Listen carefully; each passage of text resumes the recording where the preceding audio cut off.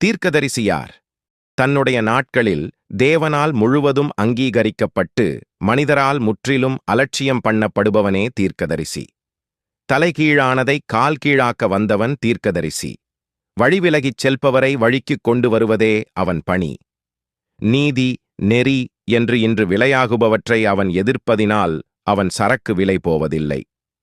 காணாமற்போன ஆன்மீக பொக்கிஷங்களைத் தேடும் தேவனது துப்பறிவாளனே தீர்க்கன். கொள்கையை விட்டுக் கொடுக்கும் பேச்சே அவனிடம் இருக்காது. அவன் யாவருக்கும் இலவசப் பணியாளன். அவன் மறுவுலக மாந்தன். தேவனது அதிகாரத் தொனிக்கேற்றவாறு நடைபோடுபவன். அகத்தூண்டுதலே அவனது மூச்சு.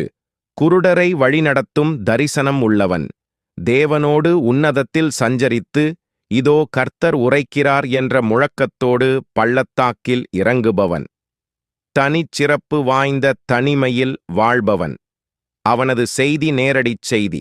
வெட்டு 1 துண்டு 2 என்றிருக்கும்.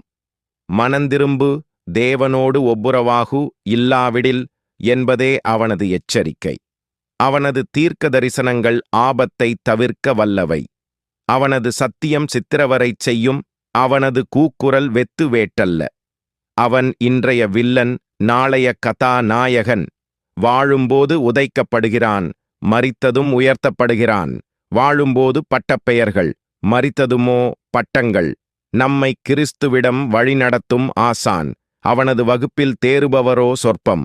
வாழும்போது சிநேகிதரற்ற அவன் மரித்தபின் சிறப்பெய்துகிறான். மனிதர் முன்பு சில நாட்களாக நடக்கிறான். தேவனுக்கு முன்போ பல்லாண்டுகளாக நடக்கிறான். நாடு இவனை சவுக்கால் அடிக்கும் முன்பாக இவன் நாட்டைச் சவுக்கால் அடிக்கிறான். அறிவிப்பான், அரட்டுவான், அடித்துப் பேசுவான். எரிமலையான இவனது இதயம் கக்குவது கனலான வார்த்தைகள். கடவுள் இவனிடம் மனிதரைக் குறித்துப் பேசுகிறார். இவன் மனிதரிடம் கடவுளைக் குறித்துப் பேசுகிறான். மனிதர் எய்யும் அம்புகளினூடே சத்தியமென்னும் தீபத்தைச் சுமந்து எதிர்மதவாதிகள் நடுவில் செல்கிறான். அவன் மனிதரைச் சந்திக்கும் முன் தேவனைச் சந்திக்கிறான். ஆனால் மெழுகுவர்த்தியாய்க் கரைகிறான். மறைவிடத்தில் தேவனோடு ஒளித்துக் கொள்ளும் அவனுக்கு கடைச்சந்தை வெளிகளில் ஒளித்துப் பேச ஒன்றுமில்லை. அவன் இயற்கையாகவே உணர்வுள்ளவனும் இயற்கைக்கப்பாற்பட்ட ஆன்மீக மனிதனுமாயிருக்கிறான். தீராத ஆவலும் தீர்க்கமான நோக்கமும் கொண்ட இவன் தீவிர புரட்சியாளன். தேவனால் அழைக்கப்பட்ட இவன் மனிதரால் அவமதிக்கப்படுவான்.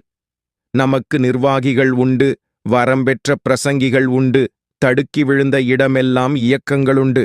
ஆனால் எங்கே தீர்க்கதரிசி? எங்கே பரிசுத்த ஸ்தலத்திலிருந்து புறப்பட்டு வரும் ஜொலிக்கும் மனிதர்? எங்கே நமது நாற்றமெடுத்த நன்னெறிக்காகவும் நம்பிக்கை துரோகம் நிறைந்த அரசியலுக்காகவும் அலுத்துப்போன ஆன்மீகத்திற்காகவும் தேவனது பரிசுத்தத்திற்கு முன்பாக உபவாசித்து மன்றாட ஒரு மோசே இல்லையோ?